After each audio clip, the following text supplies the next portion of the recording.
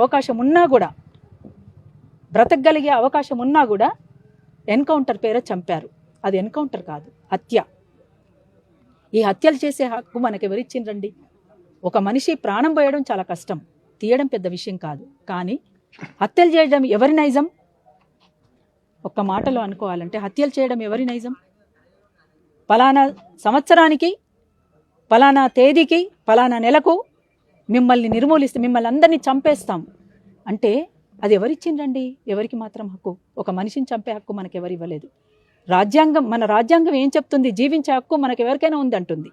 ఇవాళ జీవించే హక్కు కోసం పోరాడాల్సినటువంటి దుస్థితి 75 ఏళ్ల స్వతంత్ర భారతంలో ఉంది. ఇది ఒక చాలా బాధాకరం, విచారకరం కూడా. అందుకనే ఎవరిని చంపేటువంటి హక్కు ఎవరికి లేదు. కానీ ఈ సంకేతం ఎట్లా పోతుంది? ఇవాళ సమాజంలో ఉన్నటువంటి పౌర సమాజానికి ఏం సంకేతం ఇస్తున్నారు ఈ ప్రభుత్వాలు? రాజ్యాంగం మీద ప్రమాణం చేసి కదా, మరి రాజ్యాంగంలో పొందపరిచినటువంటి హక్కుల్ని కాపాడుకోవాల్సినటువంటి బాధ్యత ప్రభుత్వాలు కదా ముందు చేయాల్సింది. ఎవరైనా బయట రాజ్యాంగంలో ఉన్నటువంటి హక్కుల్ని కాలరాస్తే వాటికి సంబంధించిన దాని మీద బాధ్యత వహించి తప్పప్పులు ఎత్తి చూపాల్సినటువంటి బాధ్యత ప్రభుత్వాలు తీసుకోవాలి. మొత్తం రాజ్యాంగాన్ని ఉల్లంఘించి, చట్టాల్ని ఉల్లంఘించి, కోర్టులను ఉల్లంఘించి మీ చేతుల్లోకి అన్నిటినీ తీసేసుకున్నారు. ఇది ఏ మేరకు సరైంది అవుతుంది అని చెప్పేసి అంటున్నాను. నేను కూడా ఒక పౌర సమాజంలో ఒక పౌరురాలిగా అడుగుతున్నాను నేను, ఇది సరైందేనా అని. ఇది సరైంది కాదు. వాస్తవంగా చాలా విచారించదగ్గ విషయం, చాలా బాధాకరం కూడా. ఎంతమంది నేను పొట్టన పెట్టుకుంటారు?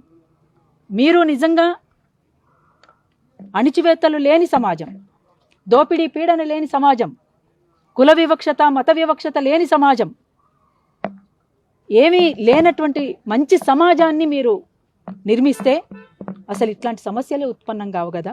అవి ఏవి చేయం మేము. ఆదివాసీలకు అడవి కాకుండా చేస్తాం, బయట ఎవరు మాట్లాడడానికి వీల్లేదు, బయట ఒక మనిషిని గౌరవించేది లేదు, మేము ఎవరినైనా చంపుతాం, ఎవరినైనా తొక్కి పెడతాం అనుకునే పద్ధతిలో మీరున్నప్పుడు నిరసన గలం లేకుండా ఎట్లుంటుంది? నిరసన అనేటువంటిది మన హక్కు కదా. లౌకిక ప్రజాస్వామ్య దేశం కదా మన దేశం. ప్రజాస్వామ్యం ఉన్నట్టా లేనట్టా? మరి ప్రజాస్వామ్యం ఉంది అంటే మాట్లాడే హక్కు కూడా ఉండాలి కదా. మరి మాట్లాడే హక్కే లేకపోతే ప్రజాస్వామ్యం లేనట్టే అనేటువంటిది అర్థమవుతుంది. అందుకనే రాజ్యాంగాన్ని రక్షించుకోవాల్సిన అవసరం ఉంది. రాజ్యాంగమే ప్రమాదంలో పడింది. ఇప్పుడు రాజ్యాంగాన్ని కాపాడుకోవాలి, మనల్ని మనం కాపాడుకోవాలి, మన ప్రజల్ని కాపాడుకోవాలి. ఈ దేశ బిడ్డల్ని ఈ దేశ ప్రభుత్వమే చంపుతుంది అంటే ఇది చాలా బాధాకరం. ఇట్లాంటివి మరొకసారి పునరావృతం కాకుండా ఉండాలని నేను మనస్ఫూర్తిగా ఆకాంక్షిస్తున్నాను. వారికి విజ్ఞప్తి కూడా చేస్తున్నాను. ప్రభుత్వానికి, కేంద్ర ప్రభుత్వానికి విజ్ఞప్తి చేస్తున్నాను. రాష్ట్ర ప్రభుత్వాలు కూడా బాధ్యత తీసుకొని ఇటువంటివి జరగకుండా ఉండాలని రాష్ట్ర ప్రభుత్వాల బాధ్యతగా కూడా కేంద్ర ప్రభుత్వానికి తెలియచేయాల్సిందిగా కూడా రాష్ట్ర ప్రభుత్వాలకు కూడా విజ్ఞప్తి చేస్తున్నాను. ఇది వాళ్ళు కోరారు కూడా, మాకు అవకాశం ఇవ్వండి, మేము చర్చించాలనుకుంటున్నాం మీతో అని.